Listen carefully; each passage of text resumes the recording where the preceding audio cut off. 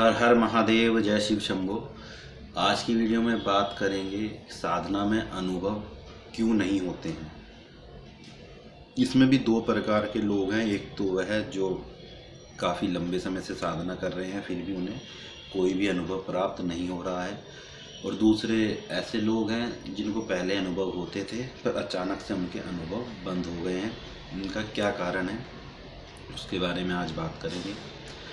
तो सबसे पहले बात करेंगे उन व्यक्तियों के बारे में जो काफ़ी लंबे समय से कोई भी पूजा पाठ कर रहे हैं, साधना कर रहे हैं, पर उन्हें किसी भी प्रकार का अनुभव प्राप्त नहीं हो रहा है। मान लीजिए आपके सामने दो मिट्टी के मटके रखे हुए हैं, एक में जल ऊपर तक भरा हुआ है और छलक भी रहा है, और दूसरे मटके में पानी जो है वो आपने 1-2 चम्मच डाल रखा है।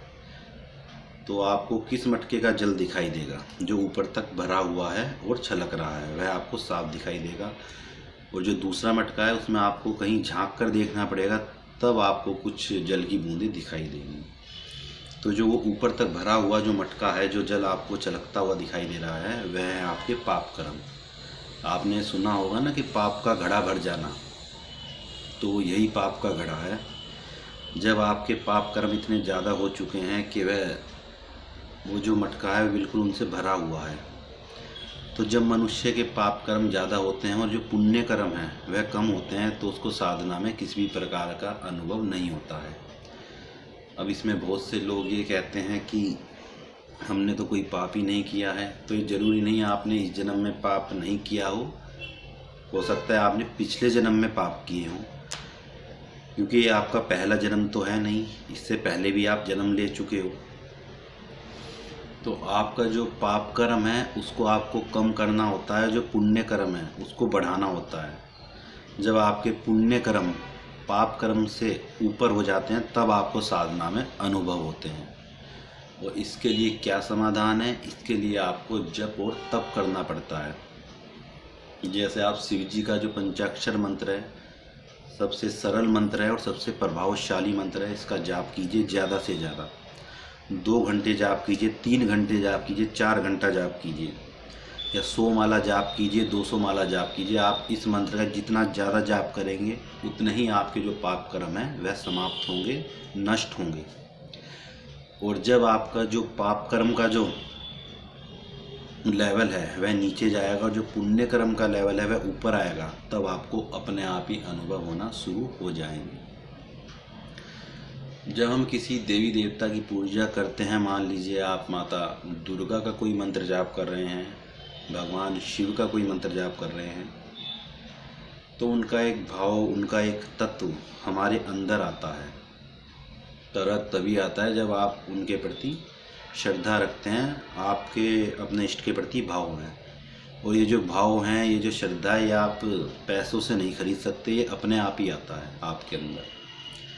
और जब आपके अंदर ये तत्व आता है तो जैसे आप जाप कर रहे हैं तो आपकी जो लय और ताल है वह अपने आप ही बदल जाती है। मंत्र जाप करने की आप एकदम शून्य में पहुंच जाते हैं, जिसको बोलते हैं समाधि की अवस्था।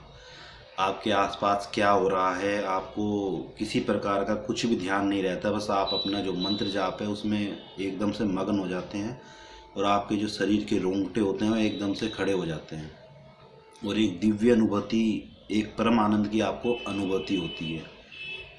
ये मेरी बात वह लोग समझेंगे जो साधना करते हैं और जिनको अनुभव प्राप्त हुए हैं। और दूसरे प्रकार के लोग वह हैं जिनको पहले अनुभव होते थे और उनके अनुभव बंद हो गए। तो इसका कारण है कि आपसे कोई ना कोई, कहीं ना कहीं कोई गलती आपसे ज़रूर हुई है।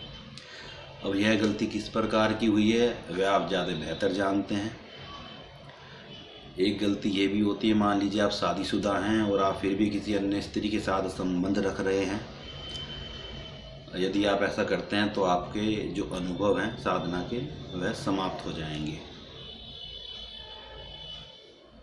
और जब आप जाप और तप करें, किसी भी देवता का मंत्र जाप करें, तो दान पुण्य करें, गरीबों की सेवा करें, पशुओं को खाना खिलाएं, कोई भी गलत कार्य ना करें इस बीच कि कहीं एक तरफ आपका मंत्र जाप चल रहा है और दूसरी तरफ गलत कार्य कर रहे हैं, तो वह भी समान लेवल रहेगा। ये पुण्य कर्म है वह आपको ज़्यादा बढ़ाने हैं।